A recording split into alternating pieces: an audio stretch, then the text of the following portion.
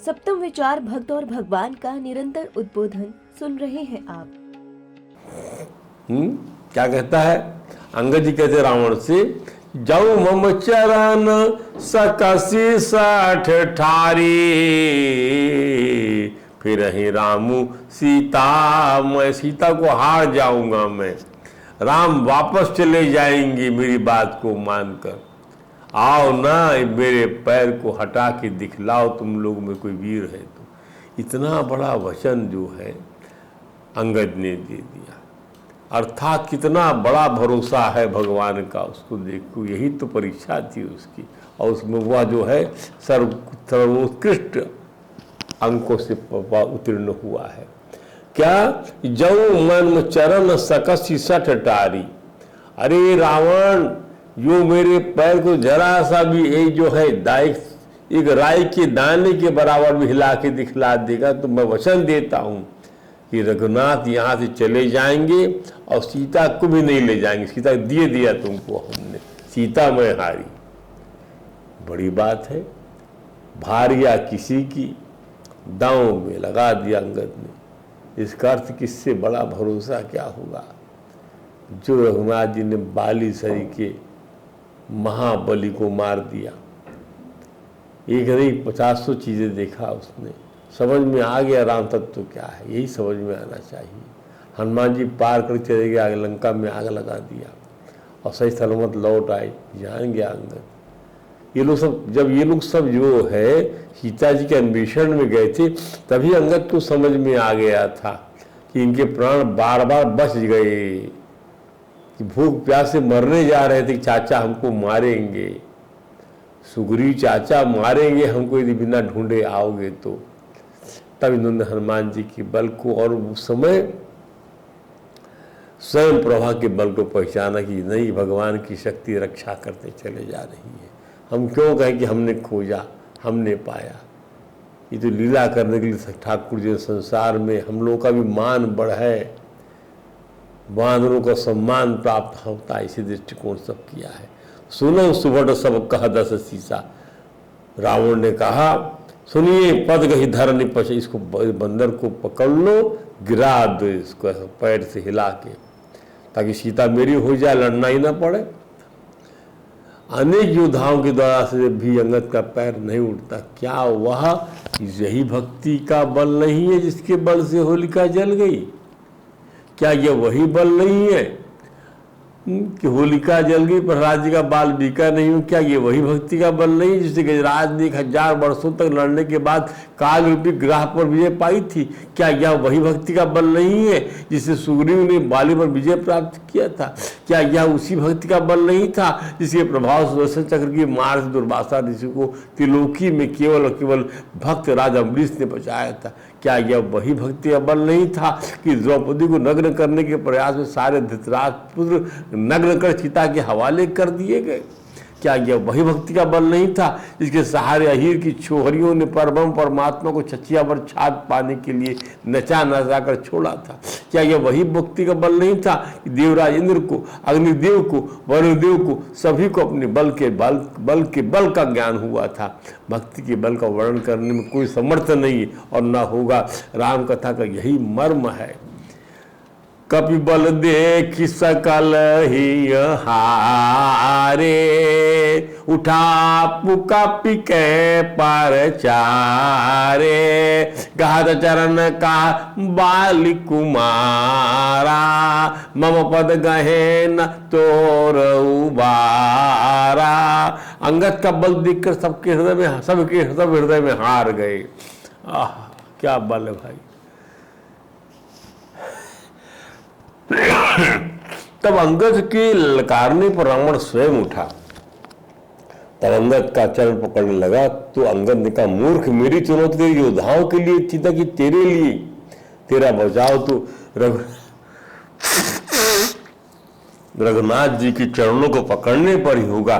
तू उन्हीं का अपराधी है, सारे ब्रह्मांड का अपराधी। इसका अर्थ समझिए, क्या ये चुनौती सबके लिए थी, रावण के नहीं थी? ये देव कार्य इस प्रकार से होता है। ये लोग समझते कि हमारी मर्यादा कितनी है, रावण का बल जो है, यदि अंगद इस प्रकार से अंगद ये जो है अंगद यदि इसको मौका देते रावण को तो क्या होता। एक ने प्रश्न कर दिया, यदि रावण का पैर यदि रावण पैर हटा देता अंगद का तो क्या होता, तो सीता को हारना पड़ जाता। ये प्रश्न ही नहीं खड़ा होता है, क्योंकि अंगद ने स्वतः पैर हटा लिया और कहा भाई मेरी जो प्रतिज्ञा थी तेरे अधीन काम करने वाले सेनापतियों वीरों के लिए तेरे नहीं थी। ये बात कह दिया उन्होंने, अर्थात ये बात कही तो मतलब अब तो इसका मतलब पैर हटा के रावण को झुका दिया। किसी पैरों में झुक तो गए आप जाकर, उसका मुकुट गिर गया। मुकुट गिराना प्रयोजन है और रावण को हराएंगे, मारेंगे, सजा देंगे, उसके राजा सजा देंगे किसके, अंगद के।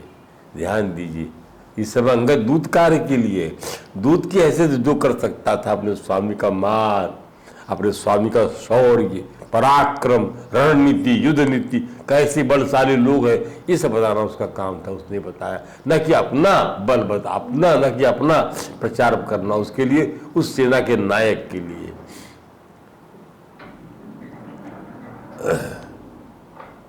तो सब सारे ब्रह्मांड का जो अपराधी होता है सजा उसकी भगवान देते हैं, याद रखिएगा। हनुमान जी ने भी जो क्या किया, हनुमान जी ने भी जो है रावण को चाहे उठा के ले आते, लेकिन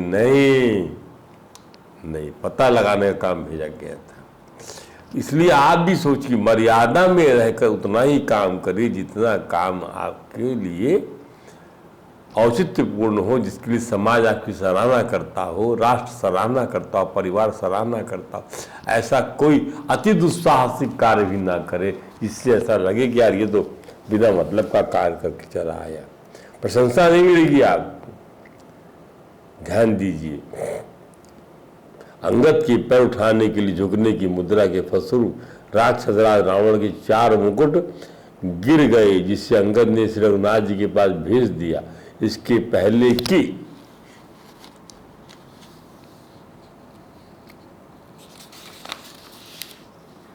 राक्षस राज रावण की आज्ञा पालन करते हुए रावण की सभा का सैन्य बल अंगद जी को पकड़ पाता। अंगद जी पुनः उड़कर और परकुटा लांग कर सकुशल रघुनाथ जी के पास आ गए। रघुनाथ जी ने अंगद से पूछा कि रावण के 4 मुकुट उसने कैसे पाए। अंगद ने शासक के लिए, राजा के लिए इस परमार्थ नीति का संक्षेप में बखान किया, वह दर्शनीय है। अंगद ने कहा भगवान राघवेंद्र से, क्या साम दान आरु दंड विभेदा, उन पौर बसाई नाथ का बेदा, नीति धर्म के चरण सुहाए, अस जिय जानी नाथ पहियाए, धर्महीन प्रभु पद विमुख काल विवश 10 सीत, परिहरि गुण आए सुनऊ कौशल ही कौशलेंद्र। धर्महीन प्रभु पद विमुख, काल के विवश हो गया 10 शीश, धर्महीन हो चुका है, प्रभु के पद से विमुख है वह। ते परिहरि गुण आए, उसको त्याग दिया गुणों ने और आकर आपके पास समाहित हो। अब उसके पास गुण नहीं बचे, केवल अहंकार शरीर का बड़ा भारी दुर्गुण रह गया एकमात्र। तो 4 गुण, धर्महीन 4 गुण जो है, इन 4 मुकुटों के रूप में आपके पास आ गई, साम दाम और दंड विभेद। इसलिए हे कौशल राज, ये गुण रावण को छोड़कर आपके पास आ गए। श्री रघुनंदन अंगद की वीरता से बहुत प्रसन्न हुए और अंगद से लंका के किले की रणनीतिक जानकारी लेकर आक्रमण के लिए अपने सभी मंत्रियों से मंत्रणा किया। तत्पश्चात लंका के अजय दुर्ग के फाटकों तोड़ने के लिए वानरों और भालुओं तथा इनके युद्धपतियों को आज्ञा दिया कि लंका के दुर्ग को तहस नहस कर दिया जाए। फिर क्या था, जय श्री राम, जय श्री लक्ष्मण, हर हर महादेव की जय घोष के साथ वानर दल परकोटे पर चढ़ गया और तब राक्षस सेना को विवश होकर लड़ने के लिए किले के द्वार खोलना पड़ा। फिर राक्षसों की दल और वानर दलों में भयानक संग्राम छिड़ गया। जब कभी राक्षसी सेना के वो वीर माया युद्ध करते, अंधकार फैला देते, तब कृपालु राघवेंद्र सरकार अग्नि बाण चलाकर अंधेरा काट देती थी। तब भालू और वानर प्रकाश पाकर श्रम भय से रहित होकर प्रसन्नता पूर्वक दौड़ दौड़ राक्षस को मारने लगते थे। हनुमान जी और अंगद जी समस्त सेना की अपनी गर्जना से उत्साहित करते हुए अपने समकक्ष राक्षस योद्धाओं से लड़ते थे। अब लड़ाई में राक्षस राज रावण अपने पुत्र मेघनाथ जैसे इंद्र को जीतने कारण जीत की उपाधि प्राप्ति को भेजता है। लक्ष्मण जी से मेघनाथ का बड़ा भयानक युद्ध होता है।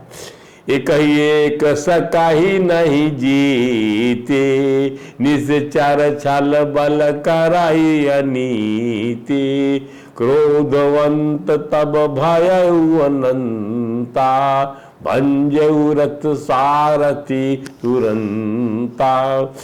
बड़ी लड़ाई हुई लक्ष्मण जी और मेघनाथ के बीच में। मेघनाथ रथ तोड़ दिया लक्ष्मण जी ने और उसके सारथी को मार डाला। जब लक्ष्मण जी ने अनेक प्रकार से प्रहार किया तब मेघनाथ समझ गया कि वह लक्ष्मण के हाथों मारा जाएगा। तब उसने लक्ष्मण जी पर वीरघातनी मूर्छा का संधान कर छोड़ दिया, जिसके फलस्वरूप लक्ष्मण जी महाराज को मूर्छा आ गई और भूमि पर गिर पड़े। मेघनाथ सब कोटि सत जोधा रहे उठाए, जगदाधार शीश की उठे ऊंचे खिसियाए। मेघनाथ के समान 100 करोड़ योद्धा लक्ष्मण जी महाराज को उठाते हैं, परंतु जगत के आधार से शेष जी के अवतार लक्ष्मण जी उठा नहीं पाते और लज्जित होकर चले जाते।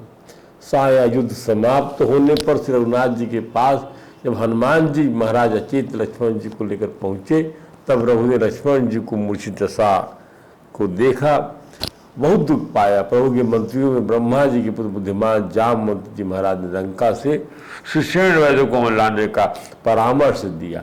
वैद्य सुषेण मिलाकर जब लक्ष्मण जी का नाड़ी वचन करते हैं, जान जाते हैं कि उन्हें प्राणघातक हमला हुआ है और सूर्योदय तक लक्ष्मण जी को हिमालय पर्वत से लाकर संजीवनी बूटी की दवा ना पिलाई गई तो लक्ष्मण के प्राण का बचना असंभव होगा। परंतु हनुमान जहाँ जी ने वह भी कर दिखाया और रास्ते की सकल रुकावट को बने कालनेमी नामक राक्षस जो साधु वेश के वेश में हनुमान जी के संजीवनी को प्राप्त करने के मार्ग में रुकावट बनने के लिए रावण के द्वारा भेजा गया था, को मारकर अपने लक्ष्य की ओर पुनः बढ़ जाते हैं। परमार्थ के कर्म के लिए राम कृपा सदैव ही शासन अनुगमन करती। इसका समझिए, आप परमार्थ की तरफ बढ़ेंगे, भगवान की कृपा साथ साथ बढ़ेगी। परमार्थ के कर्म के लिए राम कृपा सदैव साथ साथ बढ़ती। लगता है कि प्राणी का अपना बल काम कर रहा, परंतु तत्व से विचार करने पर समझ में आता है कि राम कृपा का बल ही सर्वोपरि है। चाहे आत्मज्ञान हो, तब विज्ञान हो, चाहे लौकिक हो चाहे पारलौकिक हो, राम कृपा अर्थात भक्ति से ही सारे मनुष्य सिद्ध होते देखे जाते हैं। जीव को लगता है कि यदि वह प्रयत्न नहीं करता तो शायद सफलता नहीं मिलती, परंतु सफलता फल है जिसे श्री राम ने अपनी मुट्ठी में बंद करके रखा हुआ है। उनकी बंद मुट्ठी को आशीर्वाद की खुली हथेली बनाना ही जीव का परम कर्तव्य होना चाहिए। भगवान की बंद मुट्ठी का फल खुल जाए आशीर्वाद के रूप में, खोल दीजिए उस मुट्ठी को, अर्थात सुकृत आपके फलने फूलने लग जाए। यही हमारा अर्थ होता है। श्री हनुमान जी जब संजीवनी बूटी को पहाड़ ही ले आते हैं, इसका तात्पर्य भी समझ लीजिए। संजीवनी बूटी पहचान में नहीं आ रही थी। संजीवनी बूटी को वैद्य की सिवा पहचानने में और कौन समर्थ हो सकता है। हनुमान जी दवा लाने में समर्थ है। दवा को पहचान कर उसके प्रयोग का विज्ञान उनके पास नहीं है, इसलिए उन्होंने अपने कर्तव्य को महानतम बना दिया कि जड़ी बूटी का पहाड़ ही साथ में रख लिया जाए, क्योंकि मामला प्रभु श्री राम के भ्राता लक्ष्मण के प्राण बचाने का है। दोबारा फिर जाना पड़े, लाला और सब ही नहीं है, पहाड़ ही ले चलो। इसको कहते किसी प्रकार से भी कोई चूक ना हो प्राण बचाने में, इसका अर्थ ये है। तो प्राण बचाने की अवधि के लिए चंद घंटे सूर्योदय के लिए बाकी थे। अस्तु बूटी समय पर उपलब्ध कराने पर वैद्य के द्वारा उसे पहचान कर लेने पर लक्ष्मण जी के प्राण बचाए जा सके। रावण ने जब यह समाचार सुना तो उसने समझ लिया कि शत्रु महाप्रबल है और उसने अपने भाई महाबली कुंभकर्ण को जगाने के लिए राक्षसों का एक दल भेज दिया। अब उसको चाहिए था रावण को कि और शक्तिशाली आदमियों को यहाँ लगाया जाए। सवाल ये होता है, सब कुछ आप समझ रहे हो, सब कुछ जान रहे हो, कुंभकर्ण को जगा दिया आपने, शायद वो खत्म कर दे, शायद वो खत्म कर, ये भी जुआ होता है, दोनों पक्ष जुआ खेलते हैं। शायद ये कर्ण शायद मार दे, विष्णु से बच गए हैं ये लोग, तो द्रोणाचार्य शायद मार दे, क्या करेगा आदमी। लेकिन सत्य तो सत्य है, सत्य को कोई पराजित नहीं कर सकता। महाबली कुंभकर्ण को जगाया गया, इस प्रकार से एक दल भेजा गया।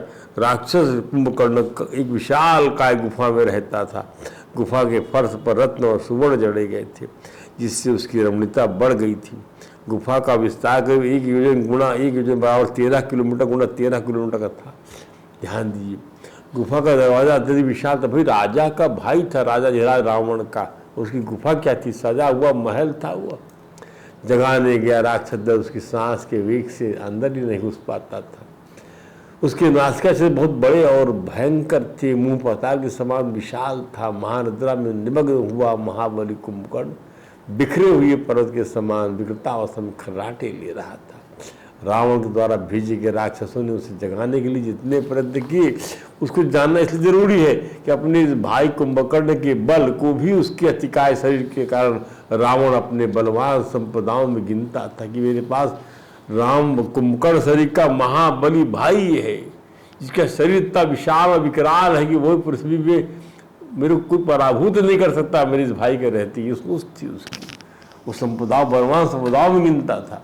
रावण सोचता था कि उसका भाई पृथ्वी का सारा भोजन हजम करने की क्षमता रखता हो, तो ऐसे भाई का उपयोग शत्रुओं के विनाश के लिए उसकी बल संपदा का निजी कोष था। भाई भाई के ही तो काम आता है। रावण, कुंभकर्ण और विभीषण 3 भाई राक्षस होते हुए ब्राह्मण विश्वा मुनि के बीज से हुए थे। ध्यान दीजिए, ये विश्वा मुनि की संतान थे ये लोग। किसी में पांडित्य की कमी नहीं थी, सभी अपने अपने संस्कार के बल धर्म की व्याख्या करते थे। इस पर हम थोड़ी विवेचना करेंगे, परंतु पहले कुंभकर्ण को जगाने के प्रति गौर कर लें। राक्षसों ने कुंभकर्ण को जगाने की पूर्व उसकी गुफा में ढेरों हिरण, भय से सूअरों खड़ा कर दिया, अन्न का बहुत बड़ा भोग भंडार एकत्र कर लिया। राक्षसों ने कुंभकर्ण को आगे रक्त से भरे बहुतरी घड़े और नाना प्रकार के मांस से रख दी। बताइए, राक्षसों ने अनेक शंख, भेरियां, पड़ों, बखाव बजाए, ताली ठोकी, गर्जनाएं किया और सिर की दहाड़ वाली आवाजें लगाई। कुंभकर्ण के शरीर पर पर्वत, शिखरों, गदाओं, मुद्गरों और मुक्कों को मारना आरंभ कर दिया। होता ये था, कुंभकर्ण की सांस के वेग से भी जब से जगाने आए 10,000 राक्षस स्थिर ठहर नहीं पाते थे। तब उन लोगों ने अपने आप को कपड़े से कसकर बांधा और बाजाए बजाने और गरजने का काम किया, किंतु कुंभकर्ण की नींद इन सब प्रयासों से नहीं टूटी। तब राक्षसों ने अपने प्रयत्नों में वृद्धि किया। घोड़ों, ऊंटों, गधों और हाथियों को दंडों, कोड़ों तथा अंकुशों से मारकर उसके ऊपर ठेलने लगे। बड़ी बल्लियों, मुद्गरों और मूसलों के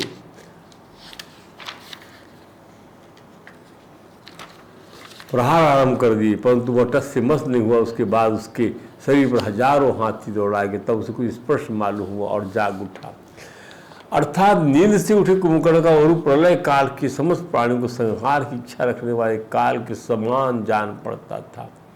बड़ी बड़ी प्रज्वलित आंखें अग्नि के समान, विद्युत समान, दैदीप्यमान दिखाई देती थी।